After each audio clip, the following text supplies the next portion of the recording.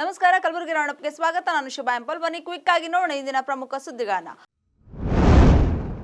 ಬೀದರ್ ಗುತ್ತಿಗೆದಾರ ಸಚಿನ್ ಪಾಂಚಾಳ್ ಆತ್ಮಹತ್ಯೆ ಪ್ರಕರಣದಲ್ಲಿ ಸಚಿವ ಪ್ರಿಯಾಂಕ್ ಖರ್ಗೆ ಅವರ ಹೆಸರು ಎಳೆದು ತರುವುದು ಸರಿಯಲ್ಲ ಎಂದು ಮಾಜಿ ಜಿಲ್ಲಾ ಪಂಚಾಯತ್ ಸದಸ್ಯ ಸಿದ್ಧಾರ್ಥ ಬಸರಿಗಿಡ ಅವರು ನಗರದಲ್ಲಿ ಪತ್ರಿಕಾಗೋಷ್ಠಿ ನಡೆಸಿ ಮಾತನಾಡಿದರು. ನಮಗೆ ನ್ಯಾಯ ಸಿಗಬೇಕು, ಸತ್ಯಾಸತ್ಯತೆ ಹೊರಗೆ ಬರಬೇಕು. ಏನು ಯಾವುದೇ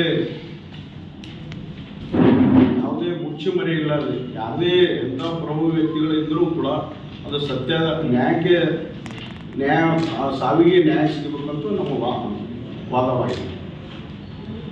ಈ ಸಾವಿಗೆ ಮತ್ತು ಗುಲ್ಬರ್ಗ ಜಿಲ್ಲೆಯ ಕರ್ನಾಟಕ ರಾಜ್ಯದ ಪ್ರಭಾವಿ ಸಚಿವರು 3 ಬಾರಿ ಶಾಸಕರಾಗಿ 2 ಬಾರಿ ಸಚಿವರಾಗಿ ರಾಜ್ಯದ ಮತ್ತು ಜಿಲ್ಲೆಯಲ್ಲಿ ಸರ್ವಾಂಗೀಣ ಅಭಿವೃದ್ಧಿಗೆ ಶ್ರಮವಹಿಸುತ್ತಿರುವ ಸನ್ಮಾನ್ಯ ಶ್ರೀ ಪ್ರಿಯಾಂಕ ಖರ್ಗೆ ಸಾಹೇಬರಿಗೂ ಮತ್ತು ಸಚಿನ್ ಪಾಂಚಾಳ್ ಅವರಿಗೆ ಯಾವುದೇ ರೀತಿಯಿಂದ ಸಂಬಂಧ ಇರುವುದಿಲ್ಲ.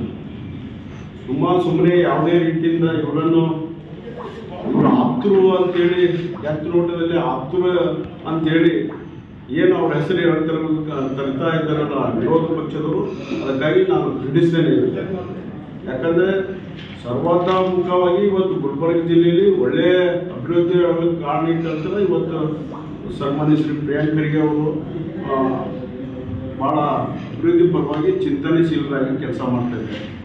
ಈ ಅಭಿವೃದ್ಧಿ ಪರವಾಗಿ ಕೆಲಸ ಮಾಡ್ತಕ್ಕಂಥ ಪ್ರಿಯಾಂಕ್ ಅವರು ಈ ಬೆಳವಣಿಗೆ ಸಹಿಸಿಕೊಳ್ಳಾರದೆ ವಿರೋಧ ಪಕ್ಷದವರು ಯಾವುದೇ ಒಂದು ನೆಪ ಒಡ್ಡಿ ಈ ರೀತಿಯಿಂದ ಅವರ ಹೆಸರಿಗೆ ಕಪ್ಪು ಚುಕ್ಕಿ ತರುವ ರೀತಿಯಲ್ಲಿ ಇವತ್ತು ಕೆಲಸ ಮಾಡ್ತಿದ್ದಾರೆ. ಆ ಕೆಲಸಕ್ಕೆ ಯಾವುದೇ ರೀತಿಯಿಂದ ತಮಗೆ ಒಳ್ಳೆಯ ತರುವುದಿಲ್ಲ ಅಂತೇಳಿ ನಾನು ವಿರೋಧ ಪಕ್ಷದವರಿಗೆ ಇವು ಮಾತಾಡೋಕ್ಕೆ ಇಷ್ಟಪಡ್ತೀನಿ. ಒಂದು ವೇಳೆ ಇದೇ ರೀತಿಯಿಂದ ನೀವು ಮುಂದುವರಿಸಿದೆ ಆದರೆ ಯಾವ BJP ಪಕ್ಷದ ಪ್ರಮುಖರು ನಾಯಕರಿರಲಿ ನಿಮ್ಮ ಒಂದು ವೇಳೆ ನಿಮ್ಮ ಇದೇ ರೀತಿ ಮುಂದುವರೆದಿದೆ ಆದರೆ ನಿಮ್ಮ ಮನೆ ಮುಂದೆ ಕೂತು ಧರಣಿ ಕೊಡೋಕ್ಕೆ ನಾವು ಯಾವುದೇ ರೀತಿಯಿಂದ ಹಿಂದಿರುವುದಿಲ್ಲ. ಬಟ್ ಸತ್ಯಾಸತ್ಯತೆ ಹೊರಗೆ ಬಂದ್ರೆ ಆ ಸತ್ಯಾಸತ್ಯತೆ ಸಾವಿಗೆ ಯಾರು ಕಾರಣ ಅಂಥವ್ರಿಗೆ ನೀವು ವಿಚಾರ ಮಾಡಿ ಅಂದ್ರೆ ಸಾವಿಗೆ ಕಾರಣರಾದವ್ರನ್ನ ಮಾಡಿ ಸುಮ್ಮನೆ ಯಾವುದೋ ಡೆತ್ ನೋಟದಲ್ಲಿ.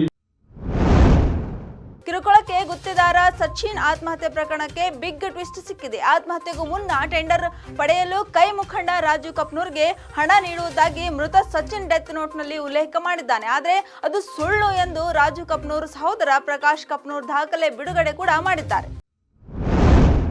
ನಮ್ಮ ಸಹೋದರ ರಾಜು ಕಪ್ನೂರ್ ಅವರ ವಿರುದ್ಧ ಸಚಿನ್ ಪಾಂಚಾಳ್ ಎಂಬ ವ್ಯಕ್ತಿ 1 ವರ್ಷದ ಹಿಂದೆ ಪರಿಚಯ ಆಗಿದ್ದೆ. ಅವನು ಪರಿಚಯ ಆದ ಮೇಲಕ್ಕೆ ಇಲ್ಲೇ ಕಾಂಟ್ರಾಕ್ಟರ್ ನಿಮಗೆ ಕೆಲಸ ಹಾಕಿಸ್ತೀನಿ ಅದು ಹಾಕಿಸ್ತೀನಿ ಅಂತ ಹಾಕಿಸಿ ಇವ್ರಿಗೆ ಪರಿಚಯ ಆಗೋದು. ಅದ್ರ ಸಲುವಾಗಿ ಇವ್ರ ಬಲ್ಲೇ ದುಡ್ಡು ತೊಗೊಂಡು ನಾವು ಅಕೌಂಟ್ ಥ್ರೂಲೇ 60 ಲಕ್ಷ ರೂಪಾಯಿ ಏನದಲ್ರಿ ಅಕೌಂಟ್ ಥ್ರೂಲೇನೆ ಇವ್ರು ಅವನಿಗೆ ಹಾಕ್ಯಾರ. ಅವ್ರು ಸುಳ್ಳು ಅಪರಾಧ ಮಾಡ್ಯಾನ. ಏನಂತ ಅಪರಾಧ ಮಾಡ್ಯಾನ, ಇವರು ರಾಜು ಕಪ್ನೂರವರು ನನಗೆ ಕೆಲಸ ಇಸ್ಕೊಡ್ತೀನಿ ಅಂತ ಹೇಳ್ಕೇಸಿ 1 ಕೋಟಿ ರೂಪಾಯಿ ನನಗೆ ಬೇಡಿಕೆ ಇಟ್ರ ಅದಕ್ಕೆ ನಾ ಡೆತ್ ನೋಟ್ ಬರೆದು ಸೂಸೈಡ್ ಮಾಡ್ಕೊಳ್ತೀನಿ ಅಂತ ಹೇಳ್ಕೇಸಿ. ಅದು ಡೆತ್ ನೋಟ್ ಏನು ಬರ್ದಾರಲ್ಲ ಅವನು ಒಬ್ಬನೇ ಡೆತ್ ನೋಟ್ ಬರೆದಿಲ್ಲ. ಡೆತ್ ನೋಟ್ ಬರೆದು 3-4 ಜನ ಇದ್ದಾರೆ. ಆ ಡೆತ್ ನೋಟ್ ಏನು ಬರೆದೇನು ಫೋಟೋ ತೆಗೆದಾರಲ್ಲ ಆ ಫೋಟೋದೊಳಗೆ 3-4 ಬಳ್ಳಗಳು ಫೋಟೋ ಬಂದವು. ಅದು ಸೂಕ್ತ ಕ್ರಮವಾಗಿ ತನಿಖೆ ಆಗಬೇಕು. ಏನು ಡೆತ್ ನೋಟ್ ಬರ್ದಾರಲ್ಲ ಅದು ತನಿಖೆ ಆಗಬೇಕು. ಅವೇನು ಸುಳ್ಳು ಅಪರಾಧ ಮಾಡ್ಲತ್ತಾನೆ. ಅವ ಉಲ್ಟಾ ಇವರಿಗೆ ಅಮೌಂಟ್ ಕೊಡೋವನ ಅವ ಕೊಡೋದ ಅಂತ ಹೇಳ್ಕೇಸಿ ಸುಳ್ಳು ಅಪರಾಧ ಮಾಡ್ಲತ್ತಾನೆ. ಅದ್ರ ಬಗ್ಗೆ ಸೂಕ್ತವಾದ ತನಿಖೆ ಆಗಬೇಕು. FSL ತನಿಖೆ ಮಾಡಿ ಅದಕ್ಕೇನದ ತನಿಖೆ ಮಾಡಿ ಫೈನಲ್ ಮಾಡ್ಬೇಕಂತ ಹಣ ಹಾಕೋದು ನಮ್ಮ 3-4 ಬ್ಯಾಂಕ್ನಿಂದ ಹಾಕಿದ್ದಾರೆ. ಮಹಾರಾಷ್ಟ್ರ ಬ್ಯಾಂಕ್ನಿಂದ ಹಾಕಿದ್ದಾರೆ. 60 ಲಕ್ಷ ರೂಪಾಯಿ ಹಾಕಿದ್ದಾರೆ. ಒಟ್ಟು ಒಂದು 20 ಲಕ್ಷ ರೂಪಾಯಿ ಏನದ ಬೈ ಹ್ಯಾಂಡ್ ಕ್ಯಾಚ್ ಕೊಟ್ಟಿದ್ದಾರೆ. ಅವು ಅಮೌಂಟ್ ಕೇಳಿದ ಸಲಕ್ಕೆ ಅವ್ರಿಗೆ ಅಂಜಿಸ್ಬೇಕಂತ ಡೆತ್ ನೋಟ್ ಬರೆದೆ ಸರ್. ಈ ರಾಜು ಕಪ್ನೂರ್ ಸಚಿನ್ ಅವರಿಗೆ ಎಷ್ಟು ಚಿಡಿದ ಪರಿಚಯ ಇದೆ? 1-1.5 ವರ್ಷ ಆಯ್ತು ಪರಿಚಯ. ಗೌರ್ಮೆಂಟ್ ಬಂದಾಗ ಈ ಗೌರ್ಮೆಂಟ್ಕಿನ್ನ ಮೊದಲೇ ಗೌರ್ಮೆಂಟ್ಕಿನ್ನ ಮೊದಲೇ ಪರಿಚಯ. ಯಾವ ಟೆಂಡರ್ ವಿಚಾರ ಪರಿಚಯ? ಇದು ಯಾವುದು ಟೆಂಡರ್ ಬಗ್ಗೆ ಅಂತಂದ್ರೆ ನನಗೆ ಪಕ್ಕ ಟೆಂಡರ್ ಬಗ್ಗೆ ಮಾಹಿತಿ ಇಲ್ಲ ಯಾವಾಗ ಹಾಕಿದಾರೆ ಅಂತ ಹೇಳಿಸಿ. ಟೆಂಡರ್ ಹಾಕೋ ಸಲುವಾಗಿ EMD ಅಮೌಂಟ್ ತೊಗೊಂಡ ನಾವು EMD ಅಮೌಂಟ್ ತೊಗೊಂಡು ಯೂಸ್ ಮಾಡ್ಕೊಂಡು ಬಳಸ್ಕೊಂಡ ನಾವು ಅವು ಅಮೌಂಟ್ ಕೇಳೋದಕ್ಕೆ ಇದ್ರ ಡೆತ್ ನೋಟ್ ಬರ್ದ. ಸೇಡಂನ ಬಿಜೆಪಿಯ ಮಾಜಿ ಶಾಸಕ ರಾಜ್ಕುಮಾರ್ ಪಾಟೀಲ್ ತೇಲ್ಕರ್ ಅವರ ಸಹೋದರ ಜಿಬಿ ಪಾಟೀಲ್ ತಲ್ವಾರ್ನಿಂದ ಕೇಕ್ ಕತ್ತರಿಸಿ ಹುಟ್ಟುಹಬ್ಬವನ್ನು ಆಚರಿಸಿಕೊಂಡಿದ್ದು ವಿವಾದ ಉಂಟು ಮಾಡಿದೆ. ಸೇಡಂನಲ್ಲಿ ನಡೆದ ತಮ್ಮ ಹುಟ್ಟುಹಬ್ಬದ ಸಂದರ್ಭದಲ್ಲಿ ಜಿಬಿ ಪಾಟೀಲ್ ಅಭಿಮಾನಿಗಳೊಂದಿಗೆ ತಲ್ವಾರ್ ಹಿಡಿದು ಕೇಕ್ ಕತ್ತರಿಸುವ ಮೂಲಕ ಉದ್ದಟತನವನ್ನು ಮೆರೆದಿದ್ದು ಸಾರ್ವಜನಿಕ ವಲಯದಲ್ಲಿ ಚರ್ಚೆ ಶುರುವಾಗಿದೆ. ಚಾಲಕನ ನಿಯಂತ್ರಣದ ಕಬ್ಬು ತುಂಬಿದ ಲಾರಿಯೊಂದು ಭೀಮಾ ನದಿಗೆ ಉರುಳಿದ ಘಟನೆ ಕಲಬುರಗಿ ಜಿಲ್ಲೆಯ ಅಫಜಲ್ಪುರ ತಾಲೂಕಿನ ಇಟಗಾ ಗಣಗಾಪುರ ಗ್ರಾಮದ ಮಧ್ಯೆಯಲ್ಲಿರುವ ಭೀಮಾ ನದಿ ಸೇತುವೆಯಲ್ಲಿ ನಡೆದಿದೆ. ಘಟನೆಯಲ್ಲಿ ಭೀಮಾ ನದಿಯಲ್ಲಿ ಚಾಲಕ ನಾಪತ್ತೆಯಾಗಿದ್ದಾನೆ. ಅಗ್ನಿಶಾಮಕ ದಳ ಸಿಬ್ಬಂದಿಗಳಿಂದ ನಾಪತ್ತೆಯಾದ ಲಾರಿ ಚಾಲಕನಿಗಾಗಿ ಶೋಧ ಕಾರ್ಯ ಮುಂದುವರೆದಿದ್ದು ದೇವಲ ಗಣಗಾಪುರದ ಈ ಪೊಲೀಸ್ ಠಾಣೆಯ ವ್ಯಾಪ್ತಿಯಲ್ಲಿ ಘಟನೆ ನಡೆದಿದೆ. ಬಾಲಕಿಯನ್ನು ಅಪಹರಿಸಿ ಅತ್ಯಾಚಾರ ಮಾಡಿದ ಆರೋಪ ಸಾಬೀತಾದುದರಿಂದ ಇಲ್ಲಿನ ಹೆಚ್ಚುವರಿ ಜಿಲ್ಲಾ ಮತ್ತು ಸ್ಟೇಷನ್ ನ್ಯಾಯಾಲಯವು ಅಪರಾಧಿಗೆ 30 ವರ್ಷ ಜೈಲು ಶಿಕ್ಷೆ ವಿಧಿಸಿದೆ. ಚಿತ್ತಾಪುರ ತಾಲೂಕಿನ ವಾಡಿ ಪೊಲೀಸ್ ಠಾಣೆ ವ್ಯಾಪ್ತಿಯ ಗ್ರಾಮವೊಂದರಲ್ಲಿ ನಿವಾಸಿ ಸೋಹೆಲ್ ಮೆಹಬೂಬ್ ಶಿಕ್ಷೆಗೊಳಗಾದ ಅಪರಾಧಿ. ಶಾಲೆಗೆ ಹೋಗುತ್ತಿದ್ದ ಬಾಲಕಿಯನ್ನು ಪ್ರೀತಿಸುವುದಾಗಿ ಹೇಳಿ ಹಿಂದೆ ಬಿದ್ದಿದ್ದ ಸೋಹೆಲ್ ಒತ್ತಾಯದಿಂದ ಬೆಂಗಳೂರಿಗೆ ಕರೆದೊಯ್ದಿದ್ದ. ಅಲ್ಲಿ ಅಕ್ರಮ ಬಂಧನದಲ್ಲಿಟ್ಟು ಬಾಲಕಿ ಮೇಲೆ ಲೈಂಗಿಕ ದೌರ್ಜನ್ಯ ಎಸಗಿದ್ದ. ಈ ಸಂಬಂಧ ವಾಡಿ ಪೊಲೀಸ್ ಠಾಣೆಯಲ್ಲಿ ಪ್ರಕರಣ ದಾಖಲಾಗಿದೆ.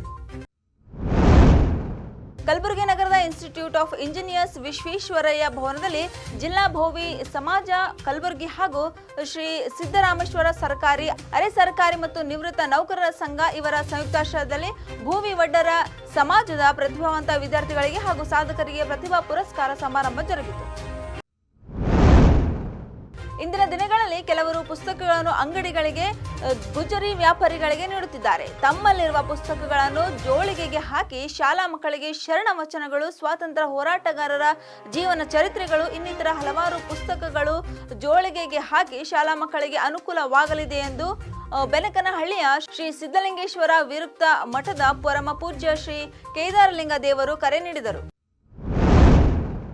ಭಾರತದ ಆರ್ಥಿಕತೆಗೆ ಡಾಕ್ಟರ್ ಮನಮೋಹನ್ ಸಿಂಗ್ ಅವರ ಕೊಡುಗೆ ಅಪಾರವಾಗಿದೆ ಎಂದು ಸಿಯುಕೆ ಕುಲಪತಿ ಪ್ರೊಫೆಸರ್ ಭಟ್ಟು ಸತ್ಯನಾರಾಯಣ್ ಹೇಳಿದರು. ಅವರು ಭಾರತದ ಮಾಜಿ ಪ್ರಧಾನಿ ಡಾಕ್ಟರ್ ಮನಮೋಹನ್ ಸಿಂಗ್ ಅವರ ನಿಧನದ ಕುರಿತು ಸಿಯುಕೆಯಲ್ಲಿ ಆಯೋಜಿಸಿದ ಸಂತಾಪ ಸಭೆಯಲ್ಲಿ ಮಾತನಾಡಿದರು. ಅವರು ಮುಂದುವರೆದು ಮಾತನಾಡಿ 1991ರ ಆರ್ಥಿಕ ಬಿಕ್ಕಟ್ಟನ್ನು ಅವರು ಹಣಕಾಸು ಸಚಿವರಾಗಿ ಯಶಸ್ವಿಯಾಗಿ ನಿಭಾಯಿಸಿದ್ದಾರೆ. ಈ ಸಮಯದಲ್ಲಿ ನಾವು ಕೇವಲ 2 ವಾರಗಳ ಆಮದುಗಳಿಗೆ ಸಾಕಾಗುವಷ್ಟು ಅತ್ಯಲ್ಪ ವಿದೇಶಿ ವಿನಿಮಯವನ್ನು ಹೊಂದಿದ್ದೆವು. ನಾವು ನಮ್ಮ ಚಿನ್ನವನ್ನು ಇಂಗ್ಲೆಂಡ್ ಮತ್ತು ಸ್ವಿಟ್ಜರ್ಲೆಂಡ್ ಬ್ಯಾಂಕ್ಗಳಿಗೆ ಮಾರಾಟ ಮಾಡಿದ್ದೆವು. ಅಂತಹ ತೀವ್ರ ಆರ್ಥಿಕ ಬಿಕ್ಕಟ್ಟಿನಲ್ಲಿ ಅವರು ಭಾರತದ ಹಣಕಾಸು ಸಚಿವರಾಗಿ ಆರ್ಥಿಕತೆಯನ್ನು ಮರಳಿ ಹಳೆಗೆ ತರಲು ಹಲವಾರು ಆರ್ಥಿಕ ಸುಧಾರಣೆಗಳು ಪರಿಚಯಿಸಿದರು ಎಂದು ಹೇಳಿದರು. ಇವಾಗಿದ್ದವು ಇವತ್ತಿನ ಪ್ರಮುಖ ಸುದ್ದಿಗಳು. ಮತ್ತೆ ನಾಳೆ ಭೇಟಿಯಾಗೋಣ. ಕಲಬುರಗಿ ರೌಂಡ್ ಅಪ್ ಅಲ್ಲಿ ನಮಸ್ಕಾರ.